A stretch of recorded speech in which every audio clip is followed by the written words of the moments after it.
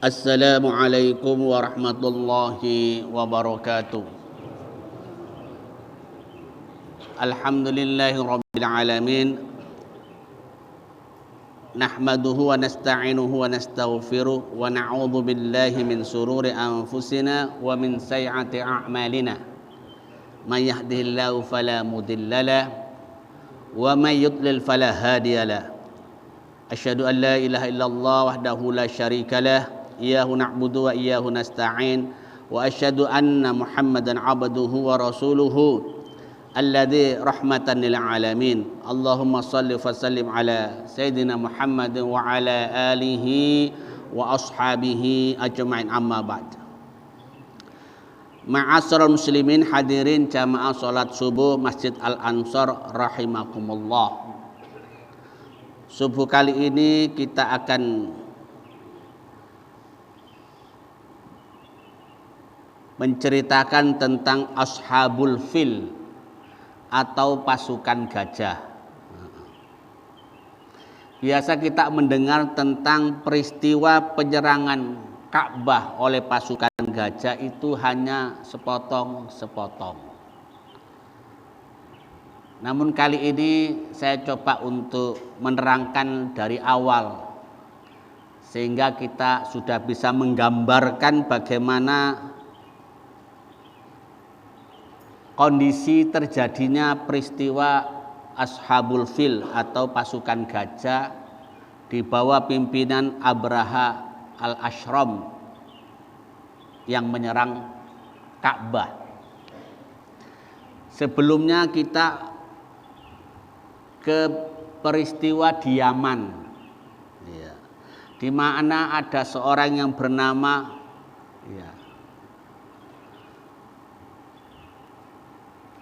An-Naus, orang Yahudi yang membantai 20.000 orang-orang Nasrani. Dari 20.000 cuma satu yang disisakan oleh An-Nuwas namanya tadi. Kalau di Al-Quran itu disebutkan dalam surah Al-Buruj. Jadi orang itu dimasukkan di parit kemudian dibakar semuanya. 19.999. Sisa satu. Satu ini namanya Daus Dzutsalaba. Daus ini yang berhasil lolos. Kemudian dia lari melewati atau menyeberangi Laut Merah ke Afrika, terus naik ke Mesir, maunya menuju ke Roma untuk melaporkan peristiwa. Tapi kemudian dia sampai ke Konstantinopel atau sekarang disebut dengan Turki. Di situ dia kemudian menceritakan tentang pembantaian 20.000 orang Nasrani yang dilakukan oleh An-Nuwas. Kebetulan orang yang memimpin raja pada waktu di Konstantinopel itu orang Nasrani dan dia marah. Kemudian dia mengecek peristiwa itu, benarkah terjadi pembantaian itu? Ternyata benar. Maka Raja Konstantinopel sebenarnya ingin mengirim pasukan ke Yaman, tapi jaraknya jauh. Yaman itu di selatan, sementara Konstantinopel itu di utaranya. Tapi dia kemudian menunjukkan kepada Raja Najasyi, berkuasa di Ethiopia, orang Nasrani. Maka dikirimkanlah dia ke Raja Najasyi. Najasyi mendengar itu marah bahwa ada orang 20.000 orang Nasrani dibakar oleh An-Nuwas. Ini orang yang mengaku Tuhan, orang Yahudi mengaku Tuhan kemudian membakar orang Nasrani. Kemudian Najasyi sebagai raja Ethiopia pada waktu itu mengirim pasukan yang dibawa pimpinan namanya Iryab dan Abraha. Nah, ini nanti kita tahu Abraha dari sini kisahnya ini. Iryad ini panglima perangnya, wakilnya itu Abraha. Maka dikirimlah pasukan ini ke Yaman untuk menyerang An-Nuwas tadi. Maka pasukan ini kemudian menyerang pasukan An-Nuwas, kemudian berhasil memenangkan peperangan. An-Nuwas itu lari menyeberangi Laut Merah dan dia meninggal di situ. Maka sekarang yang berkuasa di Yaman itu pada waktu itu adalah Iryad. Sebagai panglima perang itu diangkat menjadi gubernur oleh Najasyi. Kalau di sana di Yaman bukan gubernur, dia raja, tapi di bawah kepemimpinan Najasyi. Ternyata Iryad ini memimpin di Yaman itu sewenang-wenang, zalim terhadap penduduk sekitarnya, bahkan terhadap pasukannya dari Afrika dia zalim. Melihat itu kemudian Abraha merasa ini bahaya ini kalau dibiarkan Iryad terus begini. Maka dia memimpin pasukannya untuk memberontak kepada Iryad. Maka kumpullah pasukan Abraha memberontak kepada pasukan Iryad. Ketika pasukan ini berhadap-hadapan, kemudian Abraha mengirim surat kepada Iryad. Daripada kita berperang, nanti pasukan Ethiopia ini akan habis. Nanti Yaman dikuasai kembali oleh mereka. Bagaimana kalau kita duel? Siapa yang menang dia jadi raja. Iryad ini terkenal orangnya memiliki keahlian luar biasa. Dia di bawahnya Abraha lah. Kalau orang karate itu kalau Iryad ban hitam, ya Abraha kira-kira ban merah. Iryad merasa memiliki kemampuan yang besar itu, langsung dia bersedia menerima tawaran Abraha untuk berduel.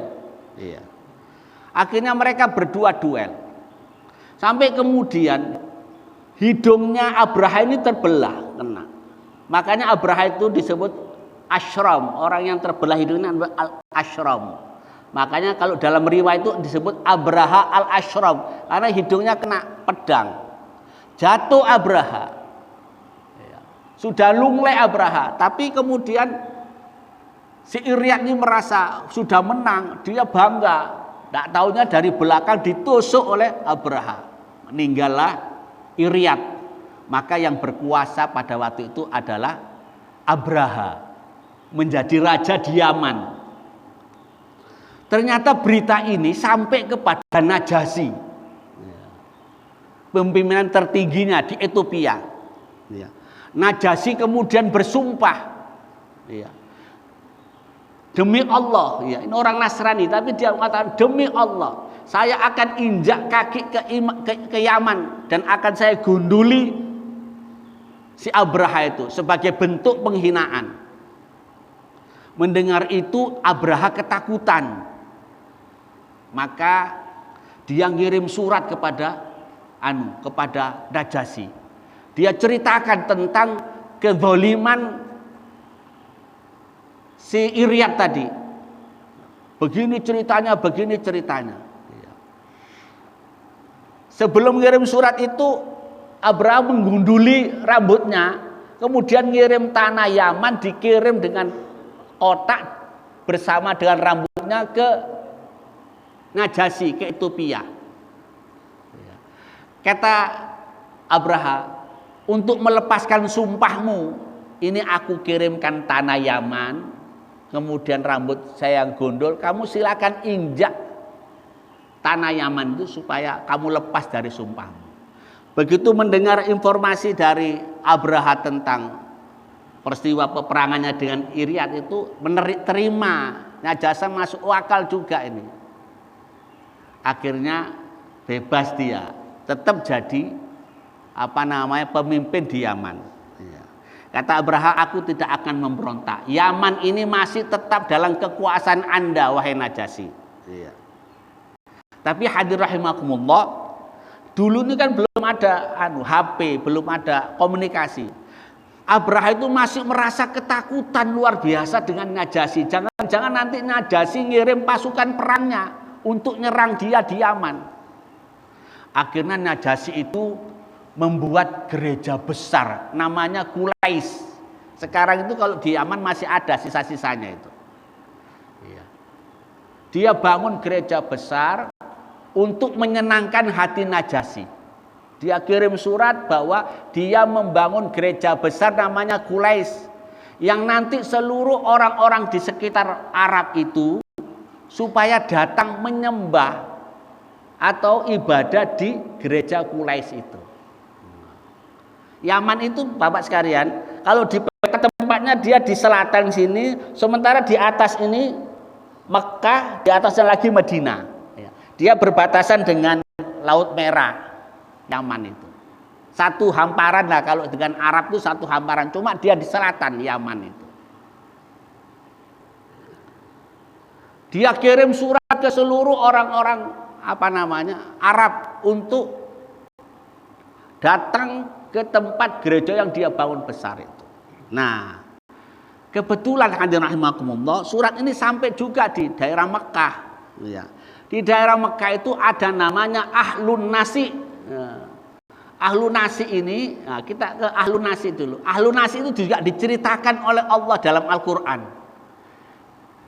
Innaman nasi'u fi ziyadatil kufr, di ayat Al-Taubah surah 36 sama 37. 36 itu menceritakan tentang bahwa Allah memuliakan 4 bulan dari 12 bulan itu. Ada 12 bulan dari 4 bulan itu yang diharamkan, yang dimuliakan, yaitu bulan Dzulhijjah, Dzulqa'dah, bulan Muharram, dan bulan Rajab. Bulan ini tidak boleh berperang. Sementara suku-suku di Arab itu suka berperang, satu sama lain. Pokoknya hampir berperang. Ada waktu yang tidak boleh berperang, yaitu bulan Dzulhijjah, Dzulqa'dah, Muharram, dan Rajab. Karena bulan Dzulqa'dah, Dzulhijjah, Dzulqa'dah, Dzulhijjah, Muharram ini kan berdekatan bulannya. Bulan Bulan 11 Dzulqa'dah, bulan 12 Dzulhijjah, Muharram bulan pertama, ini berdekatan ini. Ya. Kalau kita kan November, Desember, Januari kira-kira gitu. Ini tidak boleh berperang. Mereka lama tidak berperang. Kalau lama tidak berperang itu tidak ada kehidupan. Kalau berperang mereka bisa dapat ternak, bisa dapat macam-macam. Nah, inilah yang ada namanya Ahlun Nasi. Ahlun Nasi itu dikumpulkan oleh orang-orang. Nasi itu artinya orang yang sering menunda-nunda bulan. Ya. Kumpul orang-orang pintar, dia melanggar hukum ini. Iya. Menunda-nunda bulan namanya. Ahlun Nasi itu menunda-nunda bulan. Kalau misalnya bulan ini bulan Muharram, dia bilang kafar. Nah, jadi mereka berperang gitu. Jadi bulannya diganti dia sendiri. Itu namanya Ahlun Nasi. Ahlun Nasi ini menerima surat dari Abraha bahwa dia bangun gereja, orang Arab. Ahlun Nasi ini walaupun dari sisi ada nyembah berhala, tapi dia itu sangat mencintai Ka'bah, sangat menghormati Ka'bah. Orang-orang Arab itu semuanya tidak ada, semua tidak mencintai Ka'bah itu, termasuk Ahlun Nasi. Maka ada orang yang kemudian datang ke Yaman untuk melihat gerejanya Qulais itu, gerejanya Abraha. Tahu enggak Bapak Ibu sekalian, begitu dia datang di Yaman, di Qulais itu, dikotori gereja itu. Ya, kalau dalam riwayat dia buang air besar, buang air kecil, kemudian disapukan semuanya kotorannya itu. Abraha tahu. Marah Abraha. Siapa yang melakukan ini? Kata orang-orang Ahlun Nasi. Siapa Ahlun Nasi itu? orang di Mekah. Mekah itu di mana? Dia tidak tahu. Di sana itu ada Ka'bah. Ka'bah itu apa? Tidak tahu dia. Karena marah, Abraha itu mengirim pasukannya untuk menyerang Ka'bah. Itu ceritanya jamaah rahmatullah. Nah, Abraha ini kan orang Ethiopia. Kendaraan yang paling populer pada waktu itu gajah. Sampai sekarang kan gajah. Maka dia kirim pasukan gajah yang banyak ke Mekah. Jadi ke arah utara sana. Nah, gajah itu kan ada ada pemandunya. Ada yang kalau dia jalan di hutan-hutan, kalau kita lihat gajah itu pasti ada yang mimpin di depan itu, kira-kira gitu.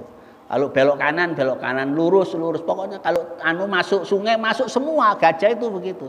Ada pemimpinnya. Nah, kebetulan gajah yang dibawa pasukan Abraha itu dipimpin oleh seekor gajah warnanya putih, agak putih gitu. Namanya itu dikasih nama Mahmud, gajah itu. Mohon maaf kalau ada yang namanya sama. Tapi Mahmud itu artinya bagus, terpuji. Gajah ini namanya Mahmud. Gajah ini ada yang mengendalikan juga, tapi Abraham tidak naik gajah ini, dia naik di gajah sampingnya. Maka dia kemudian menuju ke Mekah. Setiap wilayah yang dia lalui atau siapa yang menghalang pasti akan dihajar oleh Abraham. Kebetulan ada namanya Nufail, ya, melawan dua pasukan ini. Dan kemudian Ad-Dunnun juga begitu. Dua kabilah Arab ini sudah ditaklukkan oleh mereka. Rajanya, pimpinannya ditawan, ya. An-Nuwas ini tadi. Kemudian dia berjalan terus menuju Arab, ya. Sampai kemudian di Taif, ya. Taif itu 60 kilo sebelum masuk Makkah, ya. Di Taif itu penduduknya sudah nyerah, sudahlah, saya jangan diapa-apakan, yang penting nanti kami tunjukkan di mana Makkah itu, karena dia tidak tahu jalannya, ya. Jadi sekian orang yang ditawari untuk menunjukkan di mana Mekah itu, tidak ada yang mau. Kecuali ada satu orang namanya Abu Rugol, yang mau menunjukkan di mana posisi Mekah itu. Makanya jamaah rahmatullah, sampai sekarang kalau ada orang yang berkhianat itu disebut Abu Rugol oleh orang Arab. Karena kalau ada Abu Rugol itu pasti dianggap berkhianat. Nah, ini Abu Rugol mau nunjukkan di mana posisi kota Makkah. Maka dia kemudian nunjukkan di tempat di mana Makkah itu. Sebelum masuk kota Makkah, dia harus melewati pintu namanya pintu Bani Syaibah. Di situ Abu Rugol itu meninggal. Dan kalau dalam film itu dia tuh meninggal ngeri penyakitnya lah, pokoknya meninggal situ. Jadi karena Mekah itu luas, sebelum masuk Mekah Abu Rugol meninggal. Nah, kuburannya itu sekalian, kuburannya itu jadi kebencian orang Arab. Jadi orang Arab setiap lewat situ dirajam, dilempar itu kuburan sudah ada orangnya, tapi ada kuburannya. Saking bencinya orang Arab itu kalau lewat situ dilempar itu kuburannya Abu Rugol itu. Wallahu alam sekarang masih ada apa enggak? Dan sebelum masuk kota Makkah, ya, Abu Raha kemudian mengintimidasi orang-orang di sekitar Arab itu, di sekitar Makkah itu. Ya.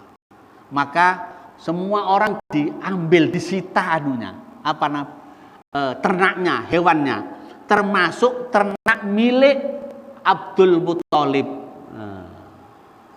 kakeknya Nabi Muhammad SAW, yang menjadi raja di kota Mekah pada waktu itu. 200 ekor unta Abdul Muthalib diambil oleh Abraha. Jadi sebelum masuk itu sudah ngambil begitu. Akhirnya Abu Thalib gimana ini? Untanya diambil, kemudian gembala-gembala orang-orang Arab di sekitar diambil semua.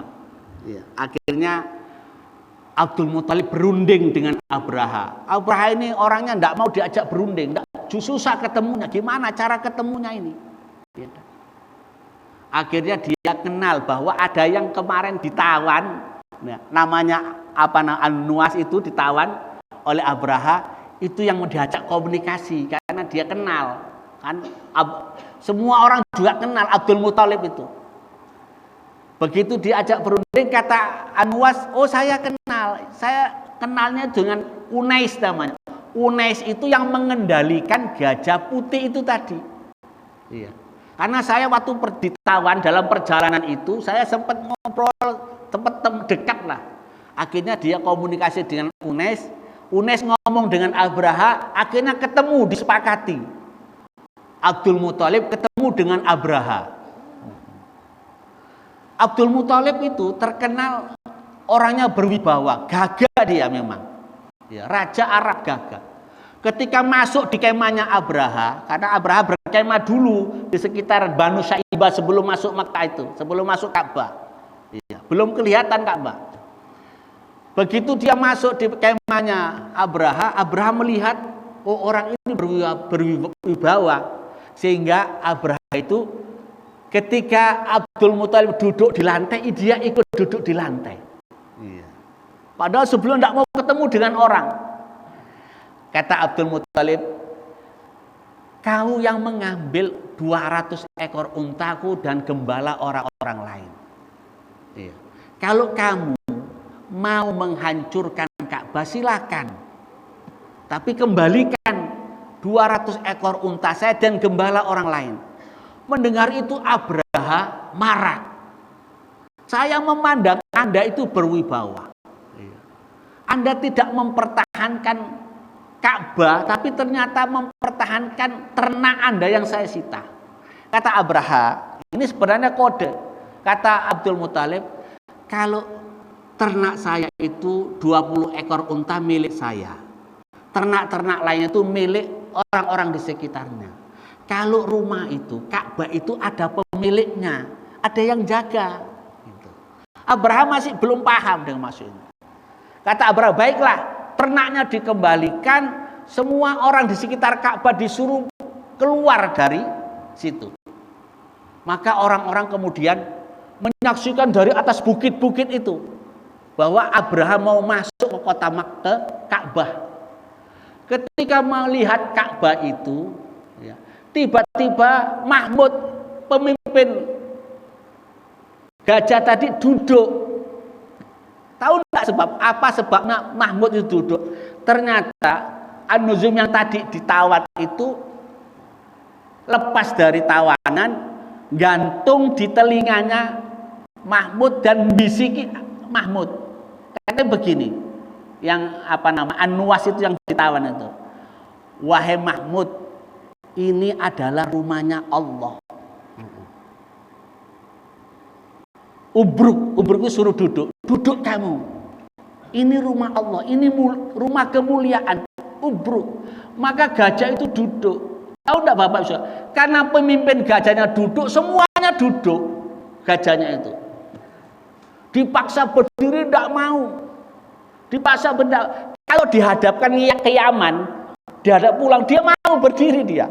Tapi kalau dihadapkan ke Ka'bah tidak mau dia. Dalam riwayat itu sampai Abraha nusuk kulitnya gajah itu sampai berdarah. Pada saat itulah ketika mau diserang itu langit di sekitar Ka'bah seperti mendung. Allah mengirim utusan burung ababil. Ya, ababil itu sendiri Allah yang kasih nama. Itu yang kemudian dalam surat Al-Fil. Alam taro kaifa fa'ala rabbuka bi ashabil fil alam yaj'al kaidahum fi tadlil wa arsala alaihim tayran ababil tarmihim bihijaratin min sijil faj'alahum ka'asfim ma'kul. Jadi Bapak sekalian, burung ababil dikirimkan oleh Allah hampir menutupi langit sekitar Ka'bah, membawa batu kecil, dalam riwayat itu tuh lebih kecil daripada biji kurma. Jadi setiap burung itu memegang 2 batu. Kalau dilemparkan tembus kepalanya pasukan gajah itu, pasukannya Abraha, sampai tembus ke perutnya. Kecil betul batunya itu. Dan tidak ada sisanya setelah itu, jamaah. Makanya kata Allah kan, ketika ayat ini diterangkan, kalau orang-orang Quraisy begitu Nabi Muhammad sudah jadi nabi, diterangkan tentang ini. Kan ini kan cerita ini orang-orang Arab semuanya tahu peristiwa ini. Gitu. Sama dengan kita. Kalau kita diceritakan tentang zaman penjajah Belanda, tahu kira-kira itu. Oh, Belanda itu begini. Sama, dia itu keturunannya. Kalau diceritakan tentang peristiwa Ashabul Kahfi, tahu dia. Makanya kalau dia macam-macam, oleh Nabi Muhammad diceritakan, alam taro kaifa fa'ala rabbuka bi ashabil fil. Tahukah kamu bagaimana Allah membuat perhitungan terhadap pasukan gajah itu? Alam yaj'al kaidahum fi tadlil. Allah kemudian membuat tipu daya mereka itu menjadi lemah. Wa arsala alaihim thayran ababil. Allah mengutus pasukan burung ababil. Tarmihim bihijarati min sidil, membawa batu yang kecil dari tembikar yang panas. Itu batu neraka, kata para riwayat, para ahli itu batu neraka. Faja'alum ka'asfim ma'kul. Mereka itu seperti ulat yang memakan daun. Jadi langsung lunglai. Begitu jamaah. Jadi Ka'bah itu sejak dulu dimuliakan, dijaga oleh Allah Subhanahu wa taala. Iya. Karena itu jamaah rahimakumullah, peristiwa itulah yang kemudian membukakan mata hati kita bahwa kita tidak boleh main-main dengan apa yang menjadi kekuasaan dan kebesaran Allah Subhanahu wa taala. Iya. Dan salah satunya adalah Ka'bah Baitullah yang sampai sekarang kan dimuliakan, dijaga oleh Allah Subhanahu wa taala. Nah, mudah-mudahan dari pelajaran ini kita sekarang sudah tahu tentang peristiwa persisnya pasukan gajah itu kenapa menyerang Ka'bah. Mudah-mudahan ini menjadi wawasan kepada kita. Mudah-mudahan Allah Subhanahu wa taala menguatkan keimanan kita, keistiqomahan kita. Setelah Ramadan ini kita tetap bisa istiqomah dalam beribadah kepada Allah Subhanahu wa taala. Good morning, selamat pagi. Nasi kodeng belum tersiap pagi ini. Assalamualaikum warahmatullahi wabarakatuh.